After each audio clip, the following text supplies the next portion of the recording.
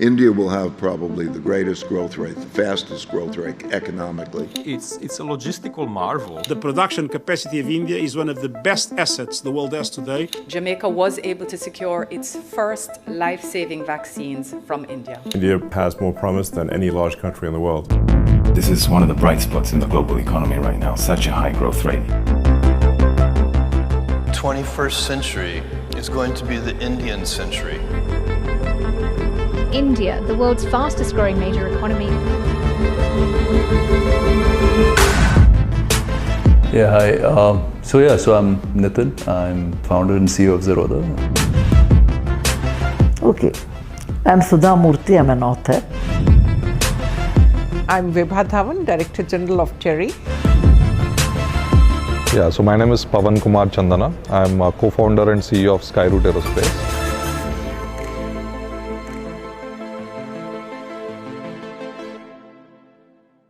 India is really, like right now, the land of opportunities, right? As in the country demographically, like we have the highest number of 20 to 30 year olds on the planet.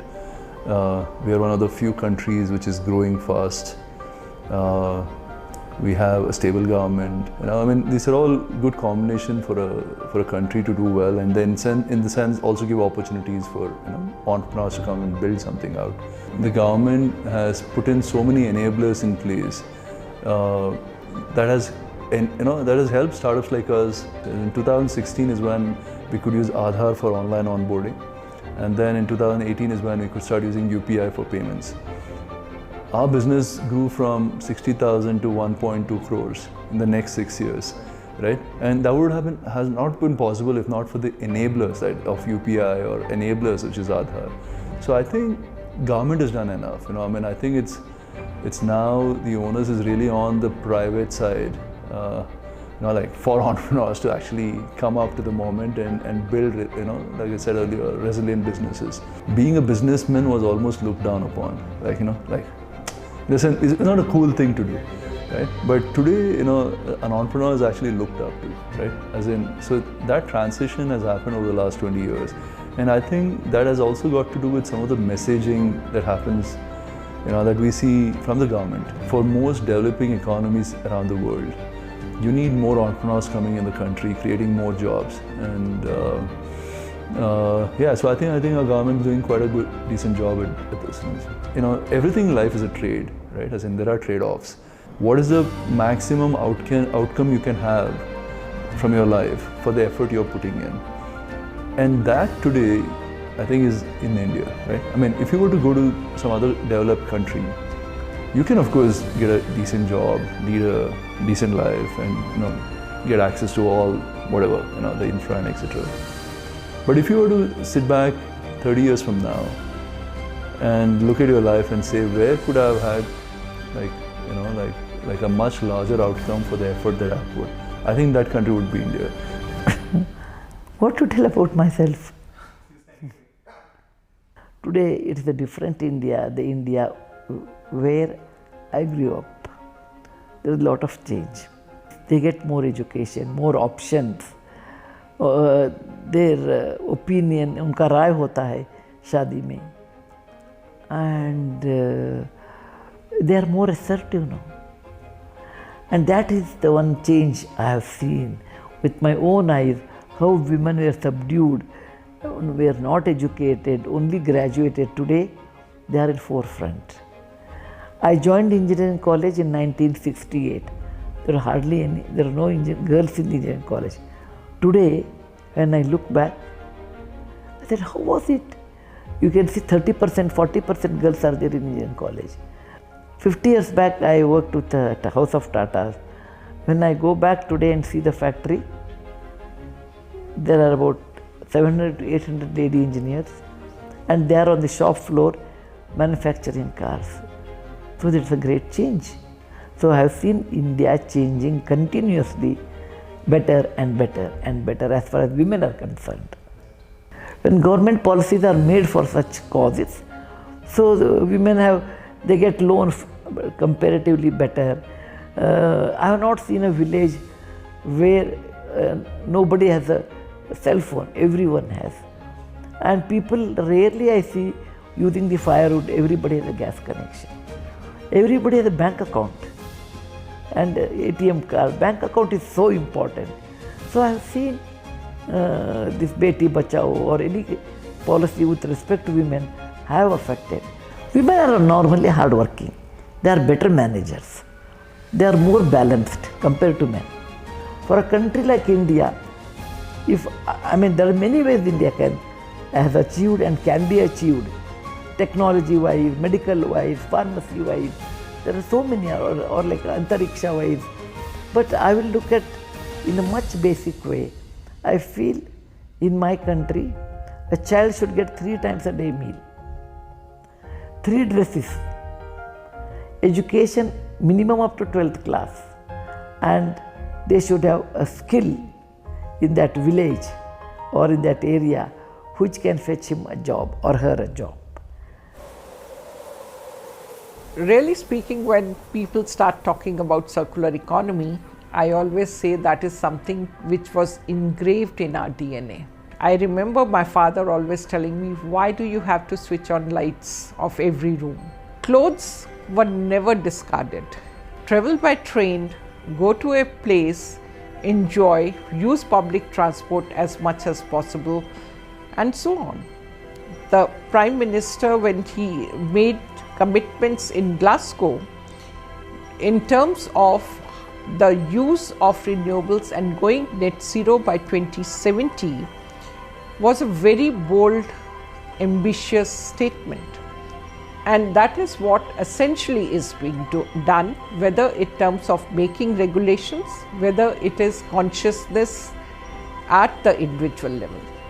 So while we are doing this exercise, like whether you look at energy conservation bill, where we are talking about building above a certain size that must have component of renewable integrated in the building itself, or we are looking at subsidies which are being provided for generation of renewable energy at the household level. If we look at India as a country, we are blessed with plenty of sunshine.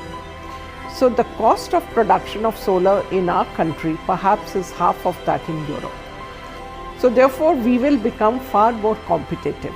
The hydrogen mission, which was announced by the Honorable Prime Minister, that again, it is not just to meet the energy requirements of India, we are talking of exporting hydrogen, because green hydrogen is going to be cheaper in India compared to many other countries, and therefore we will come in the category of exporting nations. Very fact that government is investing a lot of money, they are very serious about new technologies. As a country, we have everything. We have young population, our people are next to none. We have innovative, hard-working minds, which can be in any field. Young nation, innovative people, hard-working people, and the market exists. So all the ingredients are here to go for renewable energy, and therefore we can show the way to the world how the development can take place in a sustainable green way. One thing which I would like to bring on table is the Prime Minister's initiative Life. That is extremely important, because what doesn't get mired never get controlled. Being a growing nation, we have an opportunity to follow a greener path and thus show to the world development will happen, but in a cleaner way.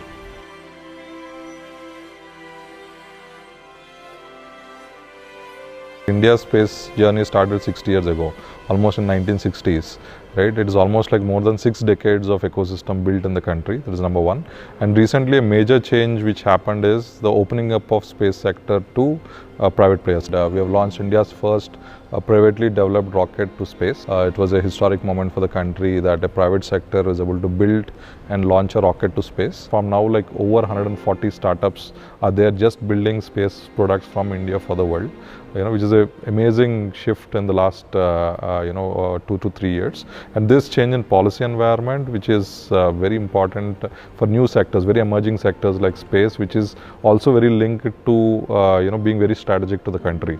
So for example, recent Chandrayaan-3 landing made every Indian proud, putting us among the top 4 nations globally. So it shows the prowess of India in the global stage, and also it's a very large $500 billion business globally. The next decade is for India, but we are also very clear that the next century is India's century. So I think this amount of young talent no country in the world has, I think that is the fuel of our future, and I think undoubtedly the next century is going to be India's century. I mean, the estimate is that we will be among the top 2 GDP nations in the next 50 years. Right, so I think that dream is going to come soon. Yeah. Even 5 years ago when we started Skyroot, I think the process was very, very simple, straightforward, professional, very quick. It just took few days for us to register and kickstart our activities. Now the state governments are competing, and then like each state wants to have its own emergence, and the nation is going like soaring high, across the global stage. I think it's the best place to have business, especially for startups. I think Chandrayaan-3 is like one of the biggest achievements of India as a nation.